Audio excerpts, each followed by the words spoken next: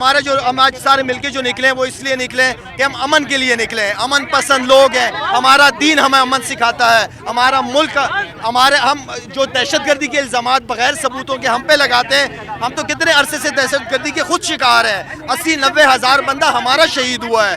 तो आप किस मुंह से 10 मिनट के अंदर बगैर इन्वेस्टिगेशन आप पाकिस्तान के ऊपर इल्ज़ाम लगाते हो? ठीक है, मैं सिर्फ रिक्वेस्ट ये करूँगा कि देखिए, हिंदुस्तान इंडिया में मैंने बहुत क्रिकेट खेली है। मुझे हर जगह हिंदुस्तानी बंदा मिलता है। पाकिस्तान में पढ़े लिखे, इज्जत वाले, अदब वाले लोग हैं। लेकिन मोदी इनको किस तरफ लेके जा रहा है, किस डायरेक्शन में मोदी इनको लेके जा रहा है? मोदी इनको कनाडा में भी बदनाम किया, कतर में भी बदनाम किया, इंग्लैंड में, अमेरिका में, हर जगह मोदी की वजह से हिंदुस्तानी बंदा बदनाम हो रहा है, जो मैं समझता हूँ कि गलत है। इंडिया आगे तरक्की कर रहा है, हम उसकी तरक्की कामयाबी में हमेशा हम खुश रहे हैं। हम क्रिकेट आगे बढ़ रही है, हम क्रिकेट की बात करते हैं, लेकिन इसका ये मतलब नहीं अगर कोई दूसरी कौम अपने पाँव पे खुद खड़े होकर आगे बढ़ना चाहती है, आप रुकावटें खड़ी कर देते हो। क्या ये पड़ोसियों के हकूक़ हैं? आपने हमारे फूल जैसे बच्चों को जो पाकिस्तान का मुस्तकबिल थे उनको शहीद किया है, हमारे सिविलियंस को मारा है। हमने क्या, आप किसी एक का सबूत दिखा दो, किसी एक सिविलियन को हमने मारा है? नहीं मारा। लड़ो फिर हमारी फौज के साथ, तो पता चले कि तुम लोग कितने तगड़े हो। लेकिन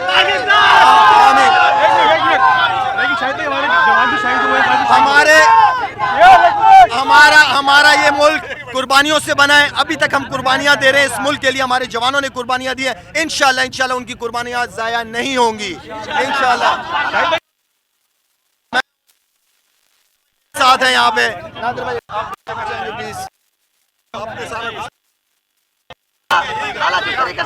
लाला जिस तरीके से अभिनंदन को पकड़ा था वो छोड़ दिया गया था, शमानगी को भी छोड़ देंगे, शमानगी को पकड़ा हुआ है, इसको छोड़ देंगे नहीं छोड़ेंगे इस दफा। अभी कुछ इस लेवल पे बातें कि मेरा और आपका बात करना जरूरी नहीं है। ऑफिशियल्स बात कर रहे हैं, हमारी गवर्नमेंट ने, हमारी बिलावल को मैं बड़ा अप्रिशिएट करूंगा कि बिलावल ने जिस तरीके से CNN BBC पे इंटरव्यू दे के पाकिस्तान की नुमाइंदगी की, मेरे लिए बड़ी खुशी की बात है कि एक पाकिस्तानी ने उनको फेस किया और दुनिया ने देखा। हमारी अफवाज ने कहा था कि हम जब करेंगे तो दुनिया देखेगी, और दुनिया ने देखा है, सबको देखा है, दिन की रोशनी में दिखाया है। तो हमें कमज़ोर ना समझे। भारत जो है उसकी कैलकुलेशन गलत हो गई, उसको हमारी स्किल्स और हमारी टेक्नोलॉजी जो हमारी आर्म फोर्सेस के पास है उसका अंदाज़ा नहीं था। अब मेरे ख्याल में बहुत अच्छी तरह अंदाज़ा हो गया है। फिर मैं बात करूँगा, अमन से चलो, प्यार मोहब्बत के साथ चलो। हिंदुस्तान के लोग पाकिस्तान आना चाहते हैं, पाकिस्तान के लोग हिंदुस्तान आना चाहते हैं। आपस में क्रिकेट के ताल्लुकात बहाल होने चाहिए। हम तो इस सोच के लोग हैं। आप ना टीम भिजवा रहे हो, ना खेलना चाह रहे हो। किस सोच, किस माइंडसेट के लोग हो आप लोग? मोदी क्या नफरतें फैला रहे हैं हिंदुस्तान के लोगों के अंदर? मोदी अपने फायदे के लिए मुस्लिम कार्ड, हिंदू कार्ड खेलता है। ये उसकी कामयाबी का राज है, और समझ नहीं आता कि ये लोग उसको, जितने भी उसके फॉलोअर्स हैं, अफसोस होता है बहुत सारे हिंदुस्तान के अंदर ऐसे लोग हैं जो पाकिस्तान के साथ प्यार मोहब्बत के साथ चलना चाहते हैं, लेकिन वो आई डोंट नो कि उस किस माइंडसेट से मोदी पैगाम दुनिया को दे रहा है और कितना हिंदुस्तानियों को बदनाम कर रहा है। सीज़ फायर की खिलाफवर्जी हो रही है, अभी तक ड्रोन आ रहे हैं वहाँ से, इंडिया से। गलत है। एक चीज़, मेरा मतलब है, देखो एक बात याद रखना, बहुत पहले मैंने मोदी के बारे में कहा था कि ये इंसान का बच्चा नहीं बनेगा, ये शरारतें करेगा, लेकिन इसके जो अबू हैं, बड़े अबू, वो इंशाल्लाह मेरे ख्याल में कि उन्होंने इस चीज़ की बोली है कि अमन होना चाहिए। अमन के लिए हम सारे निकले हुए हैं कि अमन होना चाहिए, और अल्हम्दुलिल्लाह उम्मीद करता हूँ, सोचता पॉजिटिव हूँ, इंशाल्लाह बेहतरी की तरफ चीज़ें जाएंगी।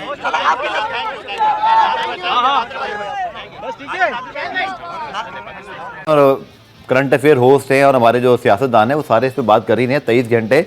हम अपने थोड़े क्रिकेट फैंस के लिए क्रिकेट पे वापस आते हैं ताकि उनको थोड़ी सी अंदर ही खबर पता चले। इमरान, क्या खबरें थी आपके पास? और गुलाम मुर्तज़ा, आप दोनों से पूछता हूँ कि बांग्लादेश की सीरीज़ चूँकि होने जा रही थी, तो एक तो पहले हेड कोच और फिर उसके बाद पाकिस्तान का स्क्वाड, कौन से PSL के परफॉर्मर थे PSL के जो आपको लगता है कि उनकी टीम में सिलेक्शन हो सकती थी या होने वाली थी या आगे चल के हो सकती है? तो इन दोनों मामलों पे अभी अंदर की खबर क्या है? देखें, 2-3 सिलेक्शन तो जो कंफर्म थी, मतलब कंफर्म नहीं लेकिन लाइकली थी कि जिसमें साहिबजादा फरहान है जो कि इस्लामाबाद से बड़ा अच्छा खेल रहे थे, लेकिन प्रॉब्लम ये है कि वो भी टॉप ऑर्डर बैटर हैं। पाकिस्तान के पास ऑलरेडी साइम अयूब फिट होकर वापस आ गए हैं, फिर हारिस है आपके पास, फ़खर हैं, और भी टॉप ऑर्डर के आपके पास प्लेयर हैं, ये प्रॉब्लम है। फिर दूसरी, हसन अली ने जो परफॉर्मेंस दी है कराची किंग्स के लिए इस मरतबा, वो बड़ी शानदार थी। उनकी जो वापसी है वो हो सकती थी इस पाकिस्तान और बांग्लादेश की सीरीज़ में। सो देखें, अगर मिसाल ये मामला अगर ठीक हो जाते हैं तो अगर एटलीस्ट PSL नहीं होती तो एटलीस्ट पाकिस्तान और बांग्लादेश की जो सीरीज़ है वो वक्त पर हो सकती है, क्योंकि अभी टाइम है उसमें काफ़ी। आज अगर आई थिंक 11 है 11 तारीख, तो 15-16 दिन अभी भी उसमें बाकी हैं। तो ये तमाम मामला अगर इसी तरह चलते रहे और सीज़फायर एग्रीमेंट और जो भी ये हो गया, तो फिर बांग्लादेश की सीरीज़ तो हो सकती है। भले आप PSL जो है वो बांग्लादेश, अब इसके बारे में बात कह सकते हैं, लेकिन एक होती है सूरत हाल के अभी सब बिगड़ने वाला है। एक है कि खबरें ऐसी आई सीज़फायर की जो भाग गई है, डोनाल्ड ट्रंप ने ट्वीट किया अमेरिकी सदर ने, तो let's hope for the best. हम तो चाहते हैं कि चीजें बांग्लादेश की सीरीज तो हो सकती है 15 दिन। You never know, Pakistan India में कुछ भी हो सकता है, क्या पता IPL PSL भी उससे पहले कराने के लिए लोग आ जाए। लेकिन गुलाम मुर्तज़ा, मैं आपसे चाहूंगा थोड़ा डिटेल से बताइएगा ताकि हम ये वाला पार्ट यूट्यूब पर जो है ना वो थंबनेल के साथ लगाएं कि बांग्लादेश की सीरीज में कौन आने वाला था, क्योंकि फैंस इस बारे में पढ़ना चाहते हैं, थोड़ा सा उनको थोड़ा रिलैक्स भी करते हैं। जंग के माहौल में हम बड़े पुरजोश हैं, लेकिन साथ साथ ऐसी खबरें जो है ना वो आपको थोड़ा सा काम डाउन भी करती हैं। तो क्या लगा था आपको, एक तो हेड कोच के मामले पर गुलाम मुर्तज़ा क्या पेशरफ्त हुई है या होने वाली थी या हो सकती है, और दूसरा पाकिस्तान के बांग्लादेश के स्क्वाड में क्या बहुत सारे PSL के परफॉर्मर और यंगस्टर आने वाले थे? जी, हेड कोच के हवाले से पाकिस्तान क्रिकेट बोर्ड ने माइक हैसन से तकरीबन जो मामला है वो मुकम्मल करनी है और उम्मीद कर रहे हैं कि अगला पाकिस्तान का जो हेड कोच होगा वो माइक हैसन ही होंगे। तो उनके साथ मामला तकरीबन तय पा चुके हैं। लेकिन अब ये है कि जैसे मामला ये इंडिया पाकिस्तान के थोड़े कूल डाउन होंगे, उसके बाद पाकिस्तान क्रिकेट बोर्ड फिर दोबारा से बैठेगा, चीजें अपनी फाइनलाइज करेगा। और जहां तक आपने परफॉर्मेंस की बात की PSL के, तो PSL के परफॉर्मेंस हमेशा से पाकिस्तान टीम में जगह बनाते हैं।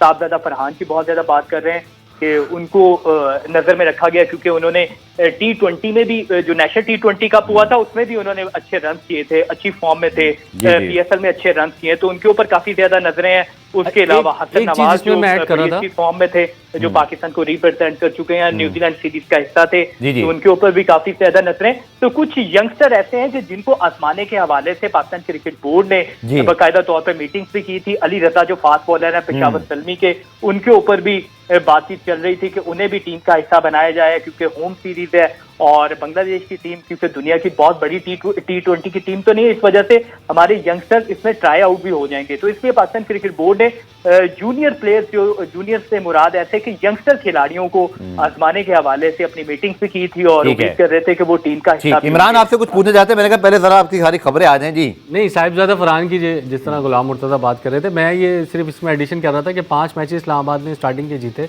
उसमें साहिबजादा फरहान में ज़्यादा रन किए उन्होंने। साहिबजादा फरहान की परफॉर्मेंस बहुत अच्छी थी। जिस अगले 4 मैचेस में उन्होंने परफॉर्म नहीं किया तो इस्लामाबाद की परफॉर्मेंस भी हमें डाउन नजर आई। बस ये मैं ऐड कर रहा था। दूसरा मुश्किल भी इसलिए है क्योंकि देखिए टीम में हो लेकिन खेलना एक अलग चीज़ है, ठीक है, टीम में होना एक अलग चीज़ है। आपके पहले हसन नवाज और हारिस ओपनिंग कर रहे थे न्यूजीलैंड में, लेकिन उस वक्त आपके पास साइम अयूब नहीं थे और आपके पास फ़खर जमान नहीं थे, लेकिन अब ये लोग भी आ गए हैं फिट होके।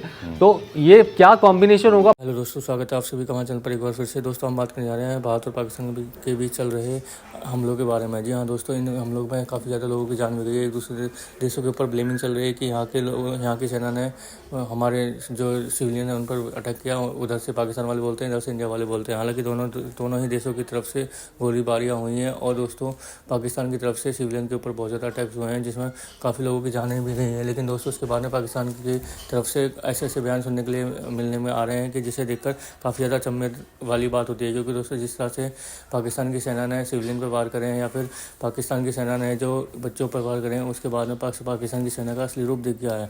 वहीं अगर हम बात करें दोस्तों इस वीडियो के बारे में, तो वीडियो में दोस्तों शाहिद अफरीदी काफ़ी ज़्यादा जहर उगलते हुए नजर आ रहे हैं भारत के बारे में। उन्होंने ये हालांकि ये भी कहा कि भारत के जो लोग हैं वो काफ़ी ज़्यादा बढ़िया हैं, लेकिन उन्होंने ये भी कहा कि उन्होंने अपने आप को डिफेंस करते हुए ये भी कहा कि हमने ये अटैक नहीं करवाया था जिसका ब्लेम हमें दिया गया। लेकिन दोस्तों हर कोई जानता है, शाहिद अफरीदी भी जानते हैं कि ये ब्लेम सही दिया जा रहा है। ये अटैक जो पाकिस्तान की तरफ से करवाया गया था, जो पहलगाम के अंदर हुआ था, जिसमें भारत के 26 लोगों की मौत हुई थी, जिसमें स्पेशली अगर देखा जाए तो लोगों का धर्म पूछकर उनको टारगेट किया था, जिसके बाद में भारत की सेना ने, भारत की सरकार ने एक्शन लेते हुए उनके जो आतंकी ठिकाने थे उनको उन पर स्ट्राइक करी और जिसके बाद में पाकिस्तान की जो सेना है पूरी से तिलमिला गई और जिसके बाद में पाकिस्तान की सेना के ऊपर काफ़ी ज़्यादा हवाई हमले भी हुए। और दोस्तों उसके बाद में पाकिस्तान की सेना काफ़ी ज़्यादा परेशान भी नहीं रहती, लेकिन हालांकि दोस्तों उन्हें अपने लोगों को दिखाना था कि हम भी रिटेलिएट कर रहे हैं। इस वजह से उन्होंने भारत के ऊपर अटैक करने की कोशिश की। लेकिन दोस्तों उसके बाद में भारत की सेना ने उनके जो जितने भी रॉकेट्स वगैरह जो भी ड्रोन्स वगैरह आए थे वो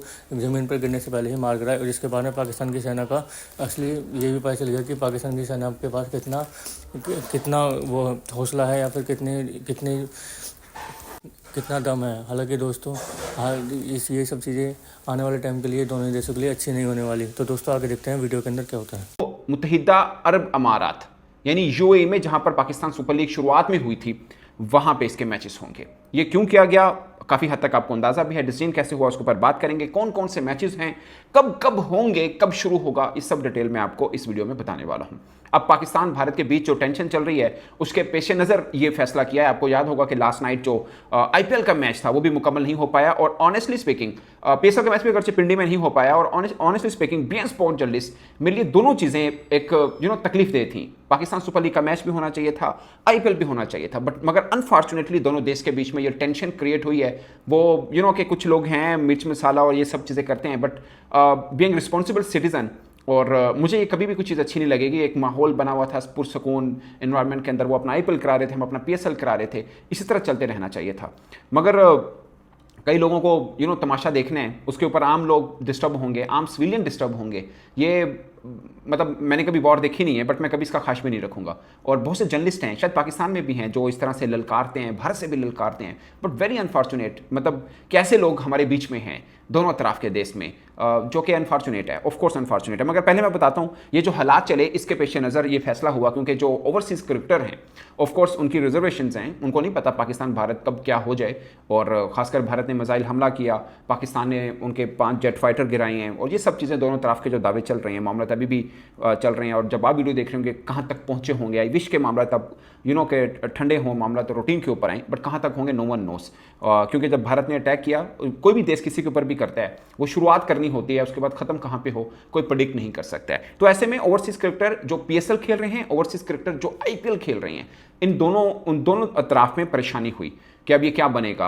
भारत भी शायद सबको दिल्ली वगैरह इकट्ठा करेंगे वहाँ से जहाँ पे भी उनको भेजना है, बट आईपीएल के ऊपर डिसीजन होना भी बाकी है कि वो बकिया मैचेस कहाँ पे कराते हैं। मगर उनका एक मैच उनका भी डिस्टर्ब हुआ, बट पाकिस्तान के चूंकि कम मैचेस रह गए थे और पाकिस्तान की बड़ी बैठक बैठी थी, पीएसएल ऑनर्स थे, मोहसिन रजा नकवी साहब के साथ मुशावरत हुई जो कि इंटीरियर मिनिस्टर भी हैं, तो फैसला ये हुआ। अगरचे कुछ फ्रेंचाइज ऑनर्स को इस पर एतराज़ भी था कि यार यूएई में शिफ्ट कर देना, ब्रॉडकास्टर्स और ये वो सब मामला कोई आसान होते नहीं है, बट मजबूरी थी, पीएसएल भी होना था। आप आगे के टाइम कहीं पे है नहीं, विंडो है नहीं, कहाँ पे कराते, तो फिर इसलिए यहाँ पे कराया गया। मतलब शिफ्ट करने पर बातचीत हुई और उसके ऊपर फिर बाद में सबकी रजामंदी हो गई। अब जो बकिया मैचेस हैं दोस्तों, वो कराची किंग और पेशावर ज़ल्मी के बीच एक मैच है, दूसरा है पेशावर ज़ल्मी और लाहौर कलंदर्स के बीच में, तीसरा मैच इस्लामाबाद यूनाइटेड और कराची किंग के बीच में, फिर मुल्तान सुल्तान और कोयटा ग्लैडिएटर के बीच में। ये मुल्तान सुल्तान और कोयटा ग्लैडिएटर का मैच इतना खास नहीं है, वो इसलिए कि मुल्तान सुल्तान बाहर हो चुकी है, कोयटा ग्लैडिएटर जो है वो ऑलरेडी टॉप 2 के अंदर है, बट मैच पीएसएल के अंदर है और राइट होल्डर्स ने भी खरीदे हुए हैं, तो मैच तो होगा। तो ये सब है, ये जो लीग मैचेस हैं वो हैं 1, 2, 3, 4। उसके बाद प्लेऑफ मैचेस शुरू हो जाएंगे। पहला क्वालिफायर है जो टॉप 2 टीमों के बीच में खेला जाएगा। उसमें जो भी टीम हारेगी उसके पास एक चांस रहेगा कि वो एलिमिनेटर में जीती हुई टीम के साथ खेलेगा। तो पाकिस्तान का फॉर्मेट बेसिकली ये होता है। तो 2 क्वालिफायर खेलेंगे, फिर एलिमिनेटर खेलेंगी टीम में मैच। दोस्तों आपने देखा पाकिस्तानी मीडिया ग्रेफन, पाकिस्तानी मीडिया इस टाइम काफ़ी ज़्यादा परेशान नजर आ रहा है। वहीं देखें हम दोस्तों शाहिद अफरीदी लोग काफ़ी ज़्यादा परेशान नजर आते हैं और वो बड़ी भीड़ से घिरे हुए लोगों में वो बोल रहे हैं कि पाकिस्तान की मीडिया ने काफ़ी अच्छा काम किया है। उसके बाद उन्होंने ये बोला कि जो पाक सेना ने उसने भारत की सेना को जवाब दिया है। हालांकि दोस्तों शाहिद अफरीदी की बातों में इसमें बिल्कुल भी सच्चाई नहीं है। शाहिद अफरीदी को खुद पता है कि ये जो वार रुकवाई गई है पाकिस्तान की तरफ से रुकवाई गई है, जिसने उन्होंने अमेरिका को बीच में लाने के लिए पूरी कोशिश करी और जी जान लगा दी, क्योंकि पाकिस्तान की इतनी औकात नहीं है कि वो भारत के सामने टिक सके थोड़ी देर के लिए। हालांकि भारत की सेना ने इस युद्ध विराम को लगाने के लिए एक अलग से ही पैगाम दिया कि अभी भी हम शांति चाहते हैं। और लेकिन अगर इकबाल ऐसा हुआ तो पाकिस्तान इस नक्शे से शायद ख़त्म कर दिया है भारत की तरफ से। लेकिन दोस्तों अगर हम वही देखें, पाकिस्तान की सेना जो है वो काफ़ी ज़्यादा अपने लोगों को भ्रमित कर रही है और उल्टे सीधे बयान दे रही है कि हमने भारत का ये कर दिया, हमने भारत को वो कर दिया। लेकिन ऐसा दोस्तों कुछ भी नहीं है। भारत की सेना ने काफ़ी अच्छी तरह से जवाब दिया और पाकिस्तान की सेना हमेशा से ही नीची दबती आ रही है। इसका मुख्य उदाहरण है दोस्तों जिस तरह से 1971 की लड़ाई में पाकिस्तान की सेना के 93,000 सैनिक भारत में बंदी बना लिए थे और उसके बाद में उन्होंने सरेंडर करना पड़ा था, जिसके बाद में पाकिस्तान की सेना की हमेशा से फजीहत होती जा रही है। लेकिन दोस्तों वहीं देखें हम इस बारे में कि पाकिस्तान की सेना हमेशा से ही के लिए खतरा बनी हुई है, क्योंकि दोस्तों वो कभी भी ये नहीं चाहती कि पाकिस्तान के अंदर शांति हो, क्योंकि दोस्तों ये इसका बात का तो ये पाकिस्तान की सरकार को, पाकिस्तान के लोगों को पता होगा कि पाकिस्तान की सेना का जो कोई बस के ऊपर कोई बस नहीं चलता, वहाँ की गवर्नमेंट का, वहाँ की गवर्नमेंट कुछ भी कर ले, लेकिन दोस्तों पाकिस्तान की सेना के नीचे ही रहना पड़ता है। पाकिस्तान की सेना हमेशा से ही पाकिस्तान की सरकार की कभी नहीं सुनती आई है, जिसका कारण ये है कि वहाँ पर आतंकी हमेशा से पलते हुए हैं और आगे शायद आगे भी पलते रहेंगे। लेकिन दोस्तों पाकिस्तान के जो लोग हैं उनके लिए काफ़ी ज़्यादा सोचने वाली बात है कि दोस्तों इस तरह की जो चीज़ें हैं ये होनी बंद होनी चाहिए। अगर ऐसा होता रहा तो एक दिन ऐसा आएगा कि शायद दोनों देशों के बीच ऐसे युद्ध छिड़ेगा कि शायद पाकिस्तान खत्म ही हो जाए। तो दोस्तों कैसे लगी आज की हमारी वीडियो हमें कमेंट करके जरूर बताएं। मैं चैनल को लाइक एंड सब्सक्राइब करें ताकि आपका हमारे साथ बना रहे। धन्यवाद।